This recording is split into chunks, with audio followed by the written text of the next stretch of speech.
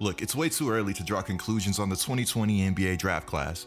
With that being said, we're going to do just that. We're going to draw conclusions. No, I'm actually joking.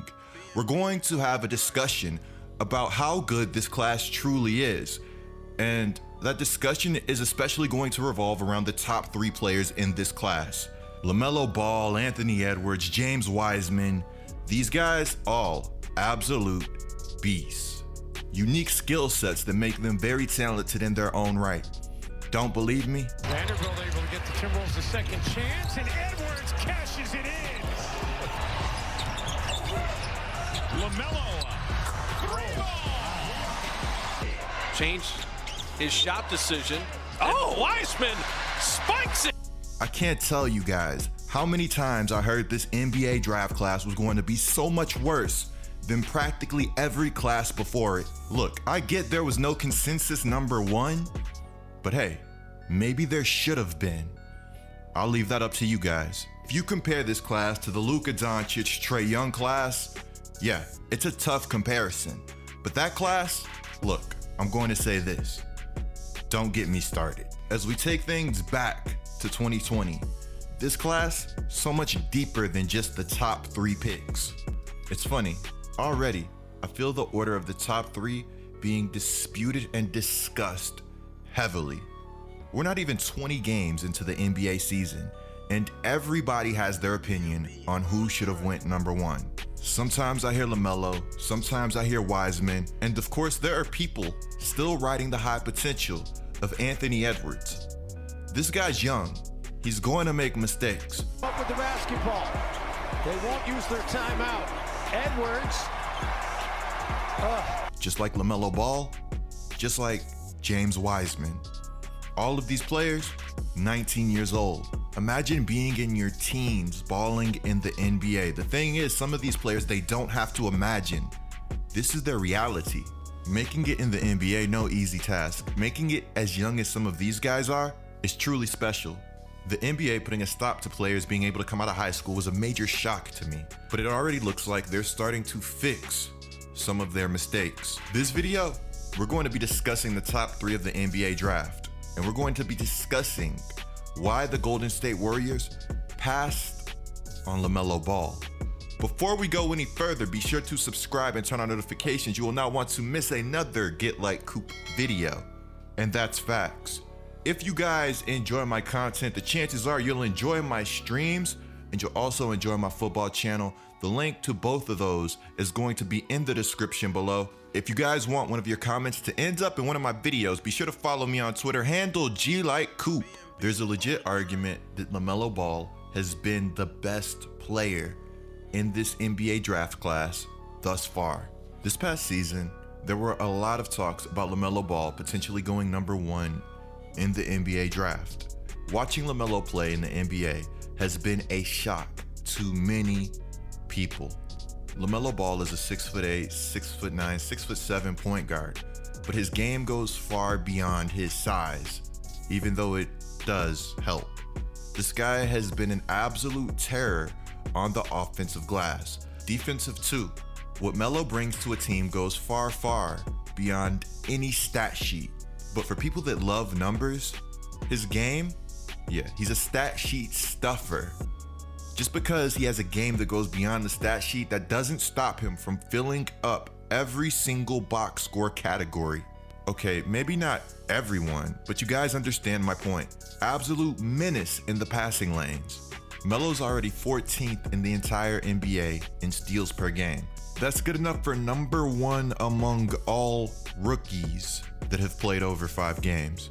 Random, but shout out to Larry Nance Jr. for coming away with 2.4 steals per game. That's really tough to do.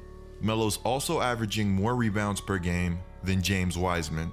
He's also averaging more assists per game than Halliburton. You look at the numbers, you look at the tape, he has flash, but the flash comes with substance. And you wonder, how did Golden State and how did Minnesota pass on LaMelo Ball? Well, check it out. Anthony Edwards can flat out ball. He's like 6'5", 6'6", but he's strong, he's athletic. He projects to be one of the best scorers, if not the best scorer in this entire class. He's already leading all rookies, averaging 12.5 points per game. Not only is Anthony Edwards incredibly athletic, he has the handles, he has the smoothness, he has the package that you covet in a top pick. This isn't going to be a video to hate on Anthony Edwards, but would I have taken Anthony Edwards #1 if I was the Timberwolves? I'm not sure. I probably would have liked to see Cat paired with James Wiseman. Hey, that's my personal opinion. Wiseman is playing like 21 minutes per game. He's already averaging 1.6 blocks per game. I understand Cat has major defensive potential on the interior, but let's get Cat some help. The Minnesota Timberwolves are allowing 54.7 points per game in the paint. That's the most in the entire NBA. Everybody's always in a rush to find the next best guard. I think a team with two dynamic bigs could be absolutely terrifying.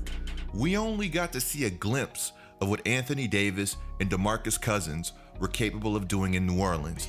To this day, I still believe they would have got a championship, or they would have came close. This team was like 4th or 5th in the Western Conference and rising. Does anybody remember how hot the Rockets were when the Pelicans took them down? Yeah.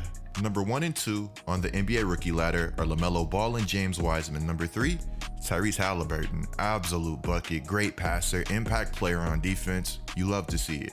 Number 4, my boy AE. Coming into the 2020 NBA draft, I thought Wiseman's best fit was easily Golden State.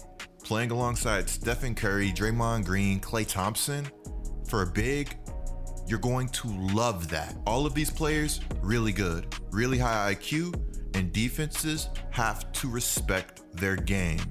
Even Draymond. If you guys don't know what Draymond brings to this team offensively at this point, I really don't know what to tell you. He makes everybody's job so much easier. Dynamic bigs are the future and the present. Draymond doesn't have to score the basketball to make the Warriors more dangerous offensively. He picks his spots well, and most importantly, he knows where Steph is at all times. You guys think I'm joking, but it's important to know where your shooters are on the basketball floor. Speaking of dynamic bigs, Wiseman is 7'1" and does things like this. Reportedly, the Warriors had LaMelo as the most talented player in this class, but from a fit standpoint, they thought they had to go with James Wiseman. Marcus Thompson says fit always matters. It's a lie to think it doesn't, but I think fit had less to do with system and more to do with you have an $80 million backcourt, so why draft a backup guard? Also, most talented doesn't always equal best player. Many factors go into it. The thing is, I think he's right. I think fit is such an underrated part of the NBA draft, and it's so overlooked. You could go to the wrong situation to start your career, and boom, career ruined. If you ask me, it's hard to be mad at Melo, Wiseman, or Anthony Edwards. If we redrafted today, I want to know who you guys are taking 1, 2, and 3. At the end of the day, I think we're looking at players with all NBA potential. Clicking the video on the screen right now is a great way to support my channel. I'm Get Like Coop, bringing you guys the scoop until our next upload.